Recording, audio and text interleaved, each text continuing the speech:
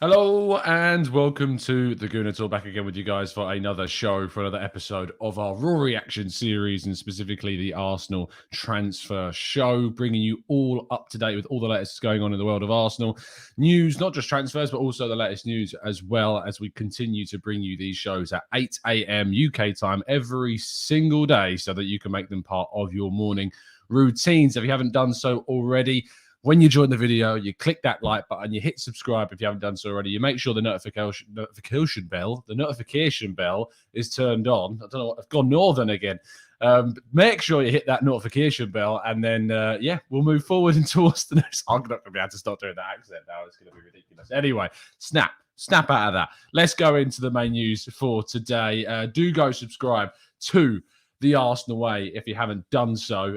It is certainly a channel that you should be subbed to, because we're bringing you even more transfer content over there. Myself and Umar had a really good chat about Vlahovic and Arthur and top four and Arteta, all on the channel yesterday midday-ish, I think it was, and it's going to really kind of good reaction to that show. So if you haven't already checked it out, please make sure you do. Good morning to everybody in the chat box. How are we getting on? Matt G, we've got joining us, always dropping in with that first message. He's just he's on the nose with it, on the nose, waiting for that to be ready to jump in there and say good morning to Stevie, to Jose, to Robin, Paul, Mo, John C. Liam. Good morning to all of you guys. Alistair, half South African, Colin, Jonathan, Anthony.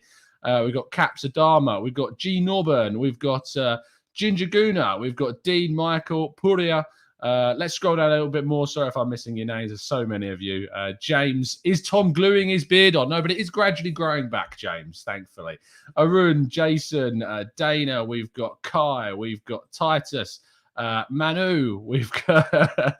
yeah, I really shouldn't try and do... I'm not even trying to do northern accents. When I lived up north for 3 years, sometimes it just slips in. I can't help it. It just happens. And it's really embarrassing. Anyway, let's move on to the first story of the day. If I throw over to the next slide.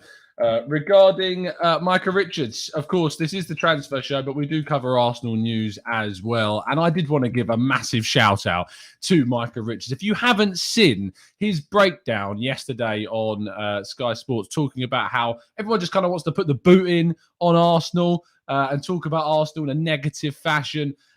He really called everyone out on that. So fair play to Micah Richards on that. And I did not want to let that go unnoticed. Even Graham Souness did speak briefly kind of about how every club would do kind of what Arsenal have done at that moment. So maybe some people are coming to their senses. Jamie O'Hara. Moving on anyway. Moving to the next one. Nicolas Pepe scored in Ivory Coast 2-2 draw yesterday. Very Nicolas Pepe style goal. Right-hand side, lovely finesse, low shot into the bottom left-hand corner. Really nice finish. Ivory Coast look like they're probably going to be going through. I know they need to pick up some stronger results to go all the way with other teams, other nations considered better than the Ivory Coast in the competition. But Pepe proving there very much so that he's an integral part of that team. Despite the fact it was a little bit of a disappointing result. I think they did draw in like the last final seconds of the game, but they should be winning their last group game and going through to the knockout stages. However, Partey may not. If Morocco and I think it's Gabon draw their last game, it could not garner out the competition, and therefore Thomas Partey would return much earlier than anticipated. But we will have to wait and see. Moving on to the main transfer news of the day. Firstly, Tyrese John-Jules, our young striker that, of course, is on loan at Blackpool, is in discussions with Arsenal about cutting short that loan. He's really kind of struggled at Blackpool, hasn't scored any goals, I don't even think, in the league anyway, in his 11 appearances so far. They'll be looking to try and loan him out somewhere else, probably to League One, drop him down a stage and see if he can get many more minutes there. Or maybe he'll be brought back into the under-23s to try and reacclimatise to the Arsenal environment. But it's not going too well for Tyrese John-Jules, but discussions are underway about bringing him back in this January window to either stay with the under-23s like we have done with Nikolai Moller, for instance, or we'll be sending him on loan somewhere else. Now, Yuri Tielemans continues to be linked to Arsenal. We brought you this news as a little bit of an exclusive about a week ago, and I had my chat with Ben Jacobs, who revealed on the show that Arsenal and Arteta in particular do admire Youri Tielemans. And a few days later, you started to see reports creeping through the media that Arsenal would be considering a deal for Youri Tielemans during this January window. I'm still very much of the expectation that Tielemans will move in the summer. It would take a monumental bid for Leicester to part with him during this winter period, as they got obviously plans to try and push forward through the Conference League and, of course, through to the top six if they can do to try and qualify for Europe next season, although they're having a little bit of a struggling start and midway point of the season as well. And with Arsenal pushing towards kind of that main striker with a huge bid for a big striker, I doubt that they would be looking to bring in Youri Tielemans for the same kind of figure. But if a deal doesn't happen for Vlahovic, maybe they'll go in hard for Tielemans. We'll have to wait and see. Now, speaking of Dusan Vlahovic, Serbian striker, as is tradition now, even after the window closes, I think we're just going to have to turn this show into the honorary Dusan Vlahovic daily transfer update show. According to Corriere della Sera, Arsenal submitted a 60 million euro, I think it was up to 70 million euro, in fact, bid for the player, 58 million pounds, which also included Lucas Torreira in the deal as well. Arsenal are expected to hopefully hear back from this bid. Fiorentina continuously are reported to be very open to getting a deal done for Dusan Vlahovic during this window. They kind of want done with this situation, supposedly. The problem, as has remained continuously, and I will keep bringing this up every single day throughout every single time we do this, is that the agent remains the biggest problem, the biggest stumbling block, the biggest hurdle that Arsenal, and Edu in particular, needs to overcome with Dusan Vlahovic. But the bid has supposedly gone in, and hopefully in the next 48 hours or so, we should really, hopefully, find out a little bit more about this deal.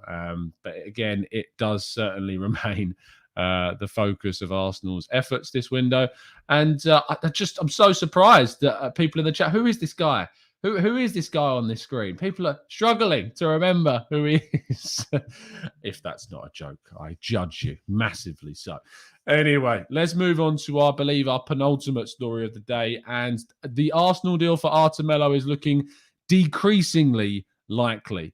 It is not looking good for Arsenal's situation of Arthur Melo. This has turned very, very quickly. What once believed to be a very kind of rapid move for the player, with Arsenal stepping up their efforts to try and sign the Juventus midfielder. Juve are really standing firm on this. In particular, Massimiliano Allegri is standing very firm on this, it seems.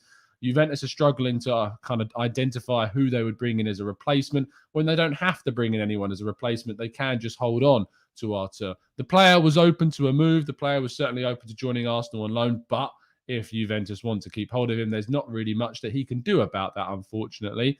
And therefore, Arthur looks much more likely to remain with Juventus until at least the summer, in which phase he maybe will move either somewhere else or will remain again with Juve. With Arsenal looking at the likes of Youri Tielemans, it's unlikely they would go back in for Arthur.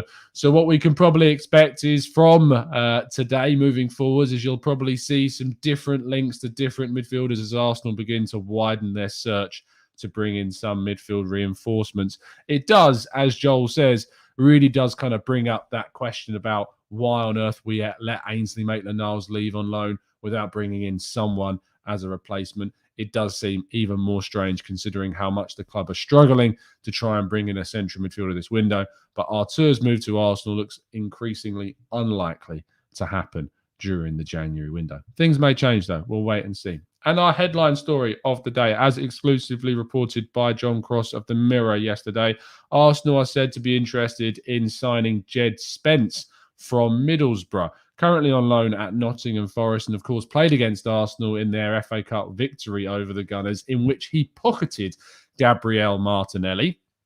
Now, I was very impressed with Djed Spence in that game, in that specific game. I personally have not seen him at all besides that game. And I know that a lot of people after that game were like, oh, we should sign that Djed Spence guy. Like, he looked really good. He could be a really good backup to Takahiro Tomiyasu. And look, I get that. The problem is that I don't think he is consistently anywhere near as good as what that game suggested. And that's coming from someone who hasn't seen him, but has spoken to people who watch him on a regular basis. In fact, I've got an article coming out a little bit later on today over on football.london. Make sure you're following us over at the Gooner Talk TV and myself at Tom Canton Media, and you'll be able to see that article pop up on your timelines. All around kind of the insight about Djed Spence, who he is, why he wouldn't be the right kind of player for Arsenal to target, coming from the perspective of people, or someone in particular, who has actually watched him. I look forward to bringing you that. I'm not going to give too much away about the article because I'd like you to read it. But obviously, it's a deal that I think is, as I saw a comment in the chat from Dirks, it's a very reactionary kind of move. I hope that Arsenal really kind of consider this one, and in the sense that don't just consider it on one game. Really look at the player over the course of, a whole season, several seasons. Is he improving? Is he getting better? The thing is, he can't even play for Arsenal this season, as far as I'm aware, because he's on loan from Middlesbrough and has played for Middlesbrough and Nottingham Forest. He can't play for 3 teams in one season. So he couldn't even play for us this year. So we would only be able to sign him and then loan him back to Middlesbrough, in which case he would then join up with Arsenal in the summer. I don't think that's a smart move. If we're going to buy a right back, you're going to do it during this window, to play during this season, to back up Tomiyasu, which I don't even think we need to do, by the way. I'm not of the opinion we need to sign a right back. I think that we've got this nice kind of dynamic going on at the moment of Tomiyasu. I think Chambers can cover there for now. I think Saliba returning in the summer, that kind of hybrid centre-back, right-back role that Tomiyasu plays is perfect for the style of football that Saliba has played at Marseille and has played at right-back himself, as I've brought up, as I've written about as well. I wouldn't be spending money on that right-back position that we don't need to when we've got much greater needs in other areas of the pitch. So that's kind of why I want to see this one put to bed. And we don't need to go for Djed Spence. But as I said, there's an article coming out a little bit later on today that will give you a lot more context about why I feel the way I do now about the player, and the perspective of those that actually have genuinely watched him this season and before as well. But there's the link. Arsenal interested in Djed Spence, supposedly, according to John Cross of the Mirror. And we'll be looking to try and sign him in this winter window and then send him back on loan to Middlesbrough, because he won't be able to play for Arsenal this season. And that is all of the news, which means we move into the chat box and go through your questions for the next 20 minutes or so. So if you do indeed have any questions for the chat box, throw them in now, and we'll be going through as many of them as feasibly possible. Okay, let's do it.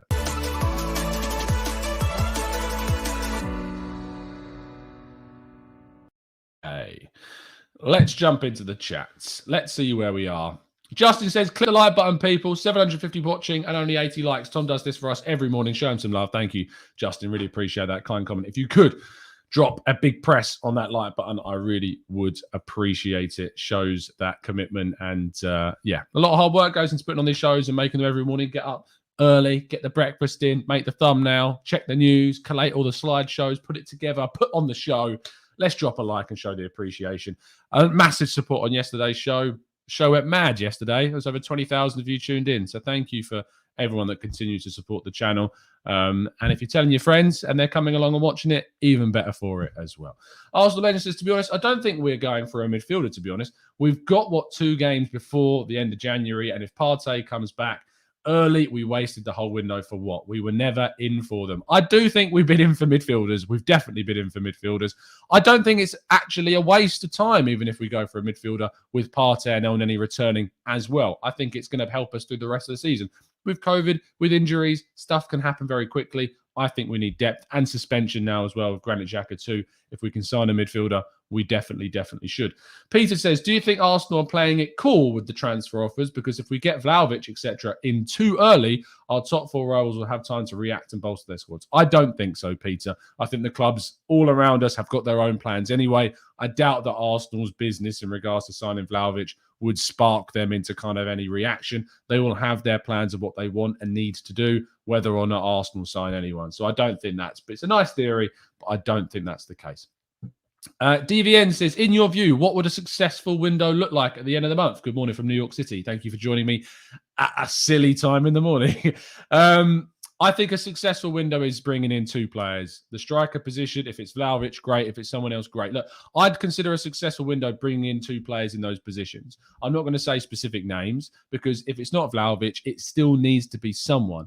A successful window is still making sure that we strengthen that striker. Or if it's a loan move for a Luka Jovic, for instance, that still to me shows that if we couldn't get our main target, we've got backups, we've got contingencies, and we can go through and bring in someone else to give us the strength that we need. An unsuccessful window is obviously not bringing in anyone. An unsuccessful window is not strengthening in those 2 key areas of midfield and striker. That's what an unsuccessful window is. So a successful window would be strengthening in midfield and at striker with obviously players that are going to give us some amount of quality in return. You don't just buy anyone, but it is important that we make sure we strengthen those 2 key positions on the field. Benker says, Tom, though at the time I thought he misbehaved and was wrong, Guendouzi should for his team, but the time Xhaka has let this team down as a senior figure is not learning from his mistakes is far worse. I do think there are 2 different examples. I don't like Granit Xhaka on a personal level and haven't done ever since that time at Crystal Palace. I've appreciated a lot of what he's done in a positive footballing sense, kind of separate those 2 facts. But Guendouzi is a separate factor for me. Guendouzi isn't coming back. Guendouzi will remain with Marseille. Even with their transfer ban, they can still sign him because he's got that option clause in his contract on the loan deal. So don't get your hopes up about him returning. Marseille will still be able to activate that loan clause in his contract, just like Chelsea did with Mateo Kovacic. But he just doesn't fit what Arteta wants. And I'm fine with that because Arteta's bringing in players that are making a huge impact to the team. He's not made all the best decisions in the world, and we didn't sign a midfielder in the summer and they extended Granit Xhaka's contract. Hopefully, we can still get a good deal for Granit Xhaka in the summer if Roma are still interested. Let's scroll down the chat a bit more because I know there's a lot of questions coming in a lot earlier down the chat. Vinny says, Tom, is that a glass full of Tottenham tears? Yes, it's not. It can't. There's not enough in here to represent Tottenham's tears, unfortunately, Vinny, but it's a good representation, mate. Let's go to 360 David, who says, with the shambles that's happening at United with unhappy players, would you take Henderson and Wan-Bissaka? I don't know why Henderson would want to leave United in a backup role to move to Arsenal in a backup role. I assume he would want to leave for somewhere he's going to play regularly. And no, I wouldn't take Wan-Bissaka. I think he's a decent player, but he's not going to come in and play backup to Tomiyasu, and he's not better than Tomiyasu. So no, I wouldn't take either of those 2. Man United players that I would take, I'd be tempted to try and go in for, I mean, obviously, like the likes of Mason Greenwood, but they're never going to leave. And they're not going to be able to sell them for Arsenal. I'd be tempted to go in for a Donny van der Beek to see if you can kind of get that deal done. He'd be a really good midfield enforcement. I think he's been misused, misunderstood at Man United. I like their young guys like Alanga, Ahmad Diallo. They look really interesting players too. I don't think you're going to be able to sign anyone, though, really, realistically, from Arsenal. John says, is there a way through YouTube to electrocute people who don't click the like button? That's very dark, John. No, if you don't want to click the like button, you don't have to. I'm not going to force anyone to click the like button, John. But, you know, if you want to show your appreciation, please do. That's very dark, John. Very dark indeed. Carl says, Tom, on the subject of right back, how would you personally feel if Mikel, we are back on the first team names again, rotated Saliba and Tommy in both positions next season? I think that not bringing in a right back opens up the opportunity for Saliba to kind of, make some different positions in the team his own. I think he can make that right back Tomiyasu hybrid style role a competition with Tomiyasu. I think he can compete with Ben White and Gabriel. I think there are lots of different options for Saliba. No 20 or 21-year-old comes back into this team and is entitled to start for Arsenal. None. There's no player that's bigger than the club. They have to earn their right to get into the team. They have had a really good loan spell at Marseille and continues to do so. But he's not entitled to start for Arsenal. He has to earn it. He has to fight for it. So let's see what happens. John just says, what happened to those links with the young man from Bologna? Matthias Svanberg is the guy that you're on about. They came out from a very kind of local Italian newspaper. I think it was El Risto that did it in the first point, I think. I might be wrong. And they've gone very quiet still. Arsenal do have an interest in him. He is kind of someone they're tracking, but it's gone quite quiet since they've been looking at other players. But if I was Edu and we can't get Arthur, Matthias Vanberg would be a very, very good option, in my opinion. As would Ricci at Empoli, really interesting Italian player as well. Ty Gunnosaurus says, who deals with agents, Edu or Garlic? As far as I'm aware, they both will do negotiation discussions. I think Garlic is more club-focused, so he speaks with kind of the executives at the club. Edu will be more of the contacts through the agents and will have his kind of black book of contacts. So I think that Edu's more agent, Garlic is a more club-based negotiation and also player-based as well. So when Garlic comes to discuss things with the player as well, I think he will also be in that. But I think they share responsibilities in certain areas, but Edu does the bulk of things as far as I'm aware anyway. Daniel says, according to the bookies, Vlahovic is 5-4 to be an Arsenal player after January. I mean, we are the lead team for him. It's not surprising the odds are that low. He's very heavily linked to the club. I don't think that gives you any indication about how likely it is. I still think it's very 50-50 at this stage. We'll have to wait and see. James says, hey, Tom, have you seen that Granit Xhaka got sent off for being the last defender or denying the goal-scoring opportunity is what he got sent off for? Don't you think the VAR should have sent the ref to check the incident? Yeah, I think he should. I think he should have been sent to check where the position of Ramsdale and the position of Ben White was and the touch of Jota. He didn't have to send him off in that moment. A lot of people feel he should have been sent off and it was a straight red. I still think there's an argument to suggest it wasn't a clear goal-scoring opportunity. So it's just my view on things. Let's scroll. Stop spamming the chat box. I will not read out your comments if you're spamming the chat box. Let's go to Benny says, I clicked the like button. I don't want to get electrocuted. I did not say this. John, what have you started? Deary me. Let's go to Anne says, Ornstein reporting that Aubameyang will be coming back to Arsenal early due to the reported heart issues. Love to him and his family. Hope he gets better soon. Absolutely. Can only echo those words.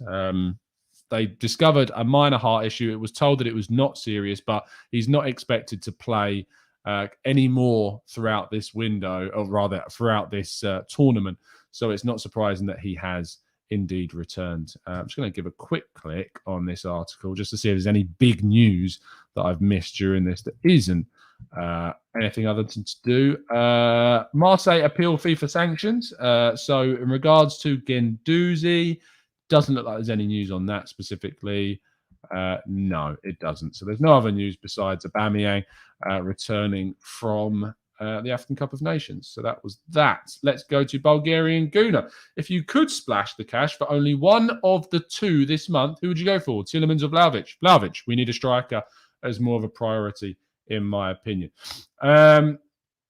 SH says, stop with that Xhaka argument. It's a red all day, sadly. I just disagree. I don't agree with you. I think it's harsh. I think that the Ramsdale gets to the ball before Jota does. And so therefore it's not the denial of a goal scoring opportunity. King says, Tom, will Arsenal sign any player this window and who?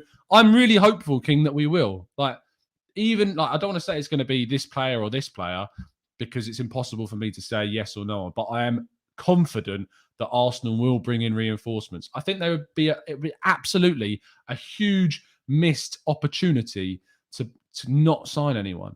A huge missed opportunity to not sign anyone during this window, especially when we are so close to trying to push for that top 4 position. Adam says, Tom, how many games has Saliba played at right back? So it's really difficult to just go like he's played X amount of games because the way in which Jorge Sampaoli or Jorge Sampaoli, however you want to pronounce it, plays, he asks players to play different roles throughout the season. If I just jump onto Y-Scout quickly, I can get you up some more accurate stuff. So, for instance, in the 1-1 draw against Lille, Saliba played centre-back, left centre-back, and right centre-back.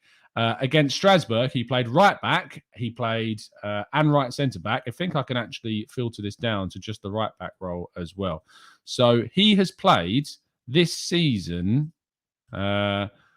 he's played twice this season at right back for Marseille. He played against Metz and he played against Strasbourg. When he played against Metz early in the season, he played a whole half of football on that right back position for Marseille.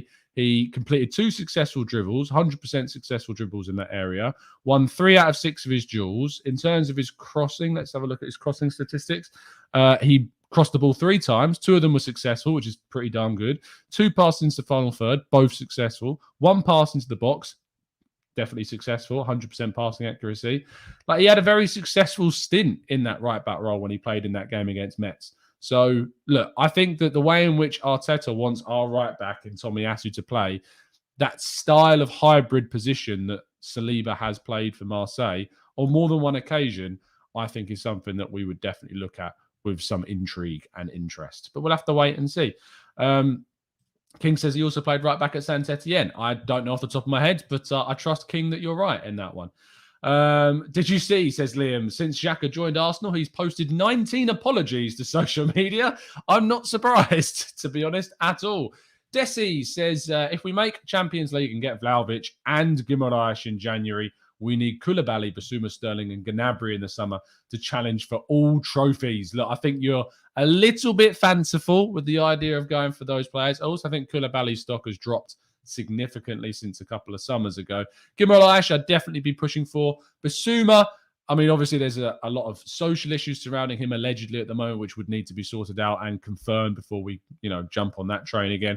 Sterling, I don't know if Sterling's going to leave. If he does, I would be very open to that. Gnabry, similar. If he's open to leaving, and they are in discussions about his contract at Bayern Munich, that's not concluded yet. They've just given Kingsley Coman a massive deal. So if they can now not afford to bring in Gnabry, we should definitely be looking at bringing in Serge Gnabry if we can do. And who knows? He maybe would be able to do it. Cap, Saliba is a centre-back. He absolutely is. That's where his natural position is. However, he has played in multiple positions for Marseille, including left centre-back, sweeper, right centre-back, right back. He's played all over the back line for Marseille this season. And that's why I wouldn't be going out and signing a backup right back, because I think that we've got some good options and routes for Saliba into the team as well. Stephen says, with Chelsea's form, is third up for grabs this season? I absolutely think, Stephen, that maybe not third, but I have a weird feeling that Chelsea are going to get drawn into this top 4 race. Let's see how that goes down. I don't want to get our hopes up about Chelsea dropping more points. I would love it. Absolutely. I'd love it. I'd love it if we beat them. It would be great to see Chelsea fall into this race after they were so arrogant about the title race. It would be so sweet to see them fall in, but we'll have to wait and see. Andreas says, any news on who would be our next midfield target with Arthur looking unlikely? Andreas, not at the moment. I'm expecting with the Arthur situation looking unlikely that you're going to see some links pop up in the next 48 hours or so. I imagine that Edu is going to move quite quickly to move from one target to another. I'm hoping, fingers crossed, that we see Matthias Svanberg's links reappear. Bruno Guimaraes, I just don't think is realistic during this window. I wish it was. I just don't think it is. I don't think Lyon are going to be accepting anything underneath a huge figure for him. So I just don't think that's going to be a realistic move for us during this window. We're going to wrap up very shortly. So if you've got any final questions for the chat, what's wrong with my hair this morning? It's weird. It's got spikes. There we go. That's a bit better. Get very self-conscious. Sorry, look at yourself on the camera. I stare at the camera, but I don't look at the screen. I look at the screen, you realize how weird you look for a second. Bata Ringaya says, which is ours yet? Somebody help me. Who? Which one is ours? I don't know. Signings? I don't know. I don't know what you're on about, Bata Ringaya. I'm sorry. I can't help you. More context, please.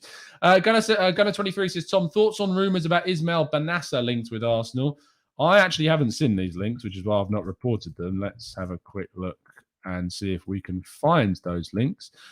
2 days ago from the Hard Tackle, according to Fishahes, well, I mean, that's why I've not reported on it, because Fishahes are one of the most unreliable sources on the planet. And only when we see other outlets that are, of relative credibility start reporting the same kind of lines do we talk about it. I don't think there's any chance of that. So sorry, mate. I think that's a very, very, very, very unlikely situation at the moment.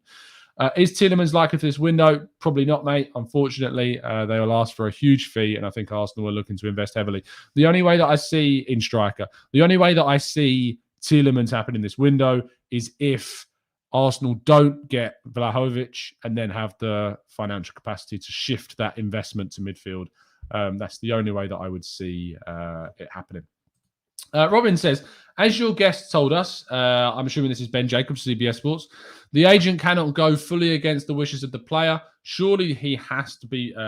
There has to be more hesitation or concern from the player as well. He absolutely can't. But what Vlahovic will be very aware of is that he has the whole world at his feet. He has so many options. In the summer, he'll have so many teams after him.